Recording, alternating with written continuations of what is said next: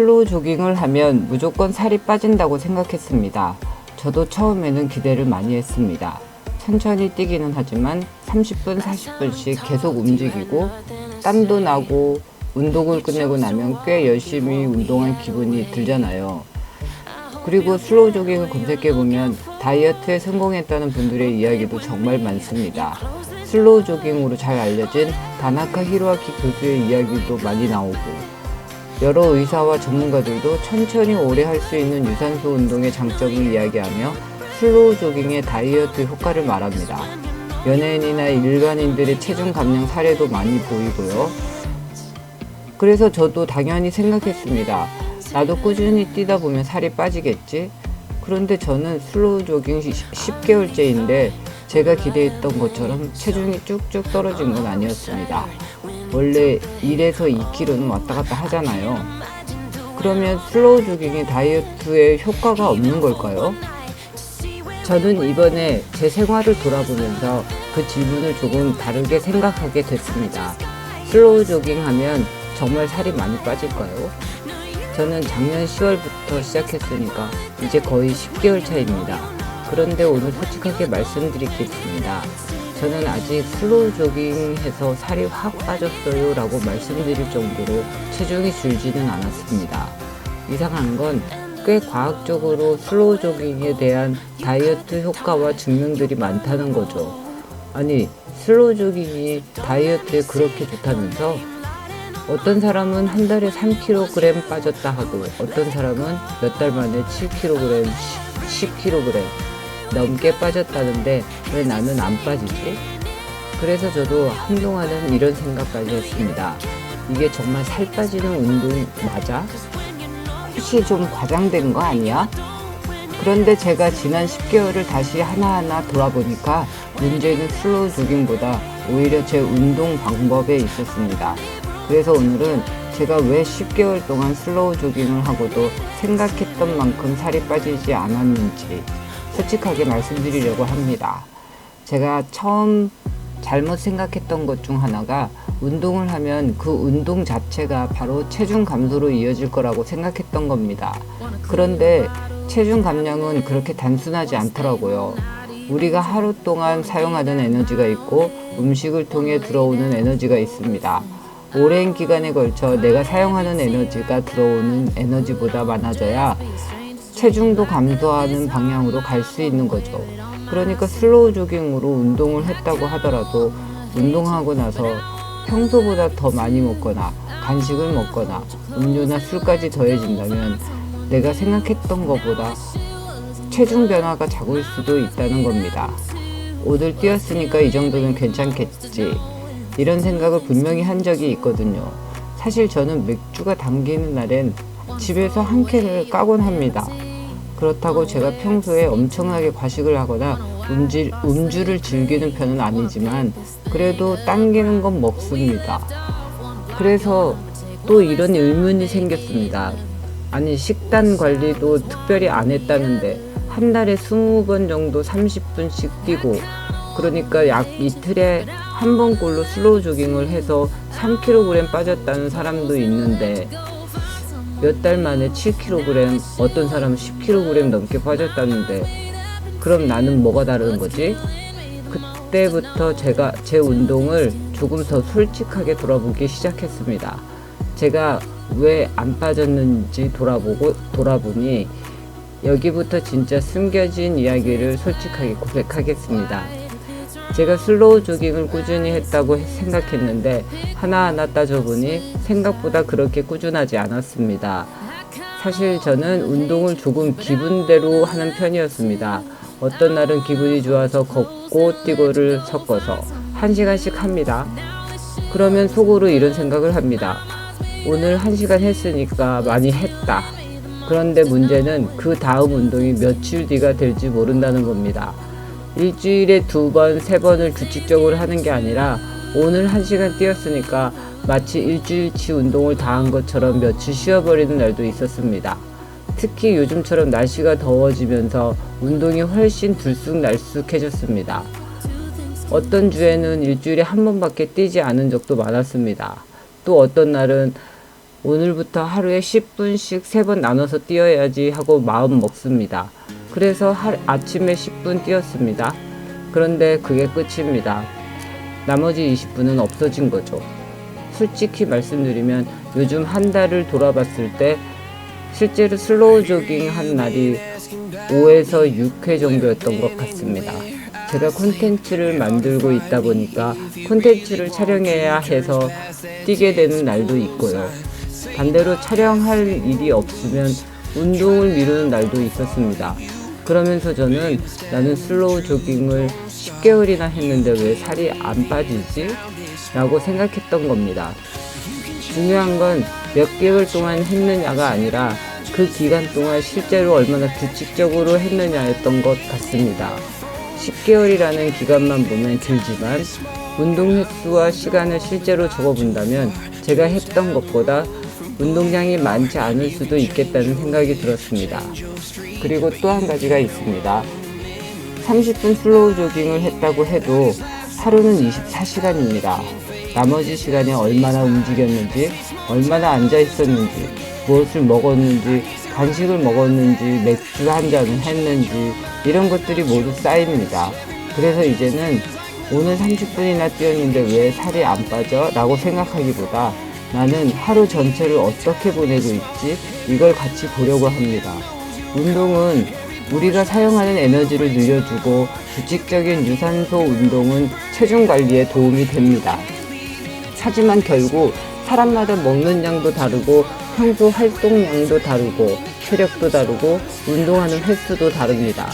그러니까 누군가는 한 달에 3kg이 빠질 수도 있고 누군가는 같은 운동을 해도 1kg도 안 빠질 수도 있는 겁니다.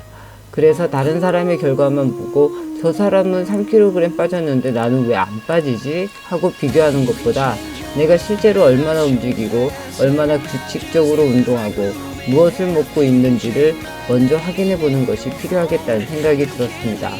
그래서 이번 기회에 제 들쑥날쑥하고 예측 불허였던 슬로우 조깅 습관을 한번 고쳐보려고 합니다. 그리고 제대로 다이어트 실험을 해보겠습니다. 기간은 우선 30일입니다. 첫 번째, 일주일에 최소 2회에서 3회 한 번에 30분 정도 슬로우 조깅을 하겠습니다. 그리고 달릴 때는 170 케이던스에 맞춰 뛰겠습니다. 두 번째, 슬로우 조깅 시간만 기록하지 않고 하루 전체 활동량도 같이 보겠습니다. 휴대폰에 기록되는 하루 걸음수나 활동량도 같이 체크해서 여러분께 보여드리겠습니다. 왜냐하면 30분 운동하고 나머지 하루를 거의 움직이지 않았다면 그것도 결과에 영향을 줄 수 있으니까요. 세 번째, 먹은 것도 기록하겠습니다. 다만 이번 실험에서는 갑자기 밥을 절반으로 줄인다거나 굶는다거나 그런 건 하지 않겠습니다. 남들처럼 식단 관리하지 않고 평범하게 먹던 대로 먹되 평소보다 좀 더 먹었다면 이 부분도 기록해 보겠습니다. 먹은 것은 줄이지 않더라도 다이어트 결과와 직접 관련이 있기 때문에 반드시 같이 기록해야겠다는 생각이 들었습니다. 이렇게 세 가지를 기록할 것이고요. 그리고 제 결과를 보실 때 참고하실 수 있도록 제 몸 상태도 조금 말씀드리겠습니다. 저는 원래 아주 적게 먹는 사람은 아니었습니다. 어릴 때는 음식을 잘 먹어서 복스럽게 먹는다, 맛있게 잘 먹는다라는 말도 많이 들었습니다. 그런데 그렇게 먹어도 원래 살이 많이 찌는 체질은 아니었던 것 같습니다. 살짝 마른 정도? 그런데 중년이 되고 갱년기다 보니 예전과는 확실히 달라졌습니다. 지금은 예전만큼 밥맛도 없고 많이 먹지도 않는 것 같은데 뱃살이 꽤 나왔습니다. 지금의 뱃살은 심각해 보입니다. 어떤 옷은 허리와 배가 불편할 정도이고 허벅지에도 살이 많이 붙어서 끼는 옷을 입으면 답답합니다. 배를 꽉 조이는 옷을 입으면 소화까지 잘 안 되는 느낌이 들 때도 있고요. 그날은 하루 종일 배가 불편한 느낌이 듭니다. 제가 이런 개인적인 이야기를 이렇게 자세하게 말씀드리는 이유가 있습니다. 저와 몸 상태가 비슷한 분도 있을 것이고 저와 완전히 다른 분도 계실 겁니다. 그래야 30일 뒤에 제가 결과를 공개했을 때 나와 저 사람과 비슷하니까 참고해 볼 수 있겠다 또는 나는 상황이 조금 다르구나 이렇게 판단하실 수 있을 것 같기 때문입니다. 그리고 시작하면서 제 뱃살 둘레와 몸무게를 공개하고 시작하겠습니다. 제가 특히 궁금한 것은 뱃살입니다. 현재 몸무게는 51.5, 가장 물룩한 곳을 재었을 때 배둘레는 31.5인치가 나왔습니다. 제 키의 몸무게는 정상 범주 안에 드는데 제 배둘레는 정상 범주가 아닙니다. 30일 뒤에 같은 위치에서 다시 재보겠습니다. 제 뱃살 둘레와 체중이 어느 정도 변했는지도 여러분께 그대로 공개하겠습니다. 저 진짜 궁금하거든요.